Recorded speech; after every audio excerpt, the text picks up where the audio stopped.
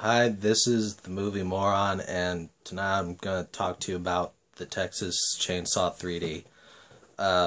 So I was really looking forward to this movie when I first heard it was announced and stuff, and then I found out that it was coming out in January, and that got me even more excited because that's like when the best movies come out, you know?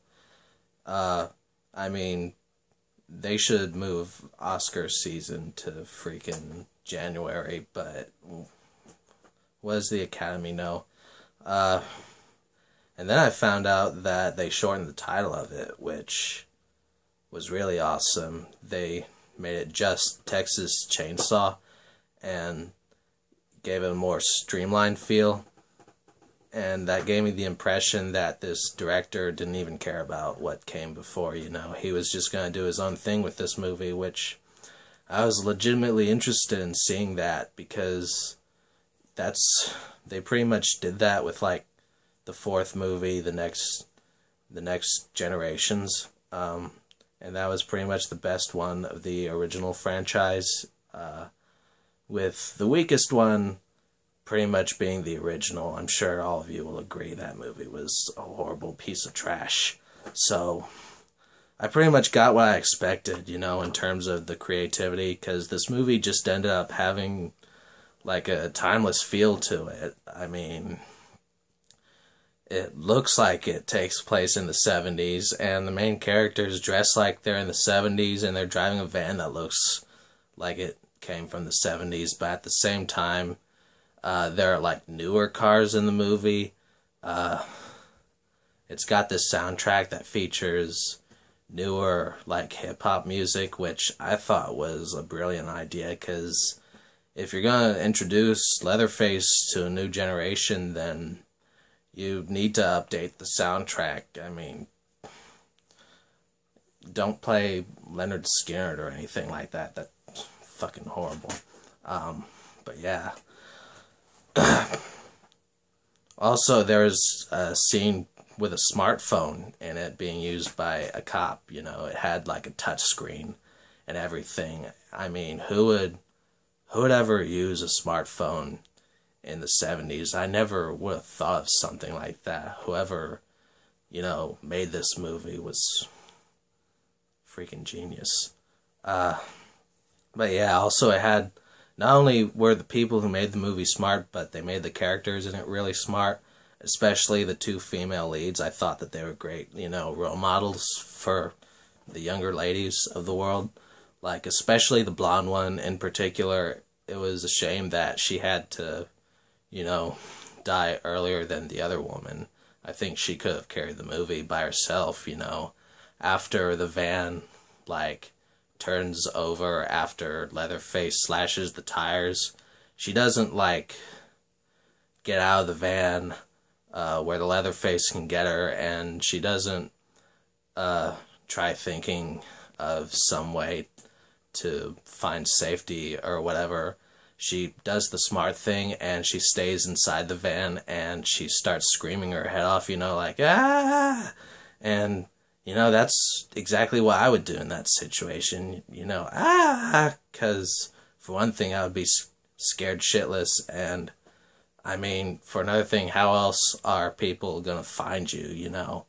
I mean, you gotta get the cops' attention in some way, so, yeah, but the brunette chick, she ends up getting away, and she goes to the police, and she goes to the town mayor, and then the mayor finds out that she's actually, you know, Leatherface's cousin, and after that, he and the police officer that he's working with they started giving me this creepy vibe, you know. They took this woman to a meat packing place and, like, chained her up and stuff, and I was thinking, these guys are not being very helpful right now.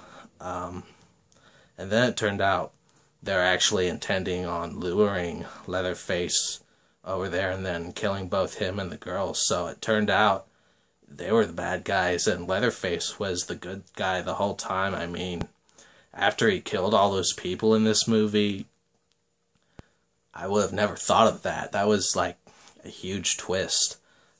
Better than The Sixth Sense. So, also I forgot to touch on like the brunette's smartness in the movie. When she's running away from Leatherface, you know, instead of getting as far away from him as possible, just so she could eventually run out of breath, she hid in this coffin, which no one would ever look there. But Leatherface, you know, he's one of the smartest villains in movie history, so he found her. And then she went to a carnival and, like, hopped on the Ferris wheel, which was freaking genius, because despite his vast intelligence, Leatherface still doesn't know how to climb stuff. But unfortunately, the Ferris wheel ended up carrying her back down, so freaking technology sucks. But yeah, after it turns out that Leatherface is the good guy, you know, the freaking mayor and the police, they manage to get him down on the ground and they start hurting him, and that was a really emotional scene to watch, and I probably would have cried, you know, but I'm a man, and mans don't shed tears. But so the brunette, you know, comes back for him because even though he just killed all her friends and stuff, he's still a family member, and she tosses him his chainsaw and says, "Go get him, cuz." And I was just like, yes. You know, it was such an awesome moment. And after that, she and Leatherface live happily ever after.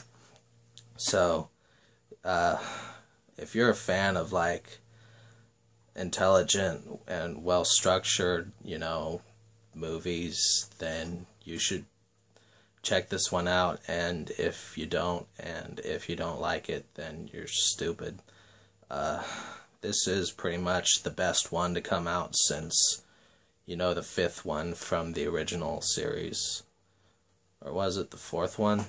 I don't know. The one that had Leatherface as a female in it, where she was wearing a dress at the end. You know, I think I'm gonna go to the bathroom and get some Vaseline and then pop that in the player real quick. Anyway, that's it for my review.